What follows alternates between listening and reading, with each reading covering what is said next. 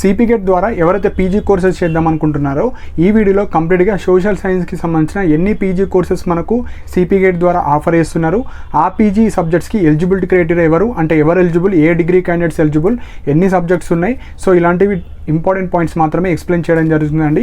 So మీరు ఎవరైతే CP గేట్కి prepare అవుతున్నారో ఒక సబ్జెక్టే కాదు, మీరు మల్టిపుల్ పీజీ ఎంట్రన్స్ ఎగ్జామ్స్ రాసుకోవచ్చు. అంటే మీకు ఎంఏ హిస్టరీ కావచ్చు, ఎంఏ ఎకనామిక్స్, ఎంఎస్సి బాటనీ కావచ్చు.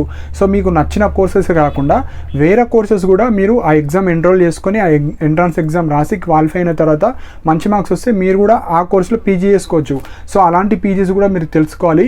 సో సోషల్ సైన్స్కి సంబంధించిన ఎన్ని పీజీ సబ్జెక్ట్స్ ఉన్నాయి, దానికి ఎవరు ఎలిజిబుల్లో డీటెయిల్గా ఎక్స్ప్లెయిన్ చేస్తాను. సో మెయిన్గా ప్రీవియస్ వీడియోలో ఎంఏ లాంగ్వేజెస్ గురించి చెప్పాను. సో ఇంకా ఎవరైతే ఆ వీడియో చూడలేరో ఆ వీడియో కూడా చూడండి. సో టోటల్ ఒక 11 సబ్జెక్ట్స్ ఉన్నాయండి. సో ఫస్ట్ సబ్జెక్ట్ వచ్చేసి MA economics. So MA economics and applied economics.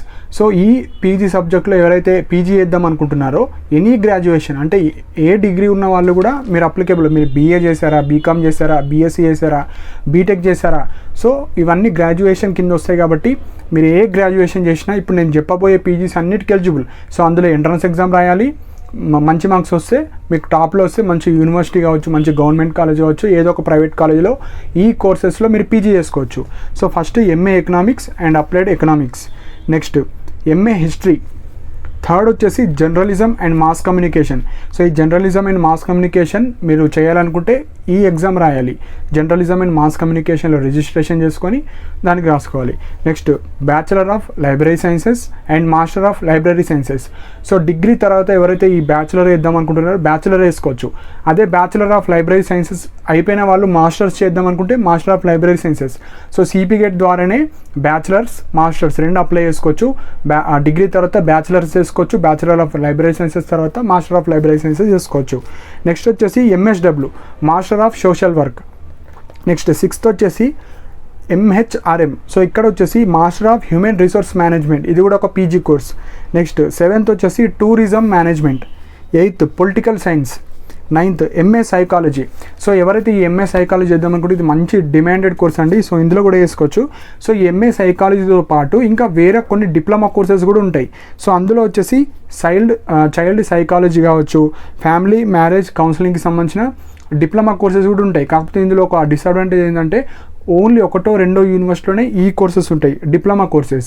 And previous batch వాళ్ళకు హాస్టల్ ఫెసిలిటీ ఇవ్వలేరు ఈ డిప్లొమా కోర్సెస్.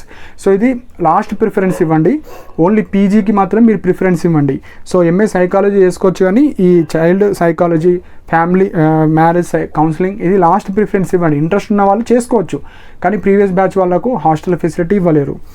మిగతా కోర్సెస్ అన్నిటికీ ఉంటాయి. నెక్స్ట్ 10th వచ్చేసి public administration, last sociology. So ఈ 11 సబ్జెక్ట్స్లో మీకు ఇంట్రెస్ట్ ఉన్న పీజీ ఎంట్రన్స్ ఎగ్జామ్స్ అన్నిటికీ అప్లై చేసుకోవచ్చు. ఎగ్జాంపుల్ ఒక క్యాండిడేట్ ఉన్నాడు, public administration, sociology, MA economics, లేదంటే MA history, political science, public administration నాకు ఇంట్రెస్ట్ ఉంది. సపరేట్గా రిజిస్ట్రేషన్ చేసుకోవాలి, సపరేట్ ప్రిపేర్ అవ్వాలి, సపరేట్ ఎగ్జామ్ ఉంటుంది. మూడిట్లో మీకు ఎందులో అయితే బెస్ట్ స్కోర్ వస్తుందో అందులో మీరు కౌన్సిలింగ్ పార్టిసిపేట్ చేస్తారు. మీకు ప్రతి పీజీ ఎంట్రన్స్ ఎగ్జామ్లో ఒక్కొక్క కాలేజ్ వస్తుంది. అందులో మీకు ఏదైతే బెస్ట్ ఆప్షన్ అనిపిస్తుందో అందులో మీరు జాయిన్ అవ్వచ్చు. సో మెయిన్ పాయింట్ ఏంటంటే మీరు ఒక పీజీ ఎంట్రన్సే కాదు, మల్టిపుల్ ఎగ్జామ్స్ రాసుకోవచ్చు పీజీ చేసేటప్పుడు. సో ఇవి మెయిన్ పాయింట్స్. సో మీరు సపోజ్ ఇందులో ఏమన్నా ప్రిపేర్ అవుదాం అనుకుంటే ఏ ఎగ్జామ్కి ప్రిపేర్ అవుతున్నారో కింద కమెంట్ సెక్షన్లో మెన్షన్ చేయండి. సో మెయిన్ పాయింట్ ఏంటంటే మల్టిపుల్ పీజీ ఎగ్జామ్స్ రాయడానికి ట్రై చేయండి. సో ఇవి ఎవరైతే ఈ కోర్సెస్లో ఎకనామిక్స్, హిస్టరీ, పొలిటికల్ సైన్స్ కావచ్చు, master of library sciences and MSW కావచ్చు, టూరిజం కావచ్చు, political science, public administration, sociology, ఈ కోర్సెస్లో ఎవరైతే పీజీ చేద్దాం అనుకుంటున్నారో మీరు వాటికి రిజిస్ట్రేషన్ చేసుకొని ప్రిపరేషన్ స్టార్ట్ చేయండి. సో మెయిన్గా ఎవరైతే డిగ్రీ కంప్లీటెడ్ అయిన వాళ్ళు కావచ్చు, degree third year final semester students మీరు కూడా ఎలిజిబులే. సో మెయిన్గా మీకు జూన్ ఆర్ జూలై సెషన్లో మనకు నోటిఫికేషన్ వస్తుంది. ఆగస్ట్లో మనకి ఎగ్జామ్స్ ఉంటాయి. సో మీరు కౌన్సిలింగ్ అయ్యేలోపు మీరు అందరు పాస్ అయి ఉండాలి. సో ఆల్రెడీ పాస్డ్ అవుట్ వాళ్ళు మీరు డిగ్రీ పాస్ అయి ఉండాలి. అది ఎవరైతే ఫైనల్ ఇయర్ స్టూడెంట్స్ ఉంటారో మీకు కౌన్సిలింగ్లో సీట్ వచ్చే వరకు మీకు పాస్ సర్టిఫికేట్ అనేది ఉండాలి. సో మెయిన్గా బ్యాక్లాగ్ లేకుండా చూసుకోండి. ఎవరైతే ఈ ఫైనల్ ఇయర్ వాళ్ళు ఉన్నారో అన్నీ క్లియర్ చేసుకొని మీరు ప్రిపరేషన్ అయితే ఇప్పటి నుంచే స్టార్ట్ చేయండి. సో ఇవి మెయిన్ పాయింట్స్ అండి.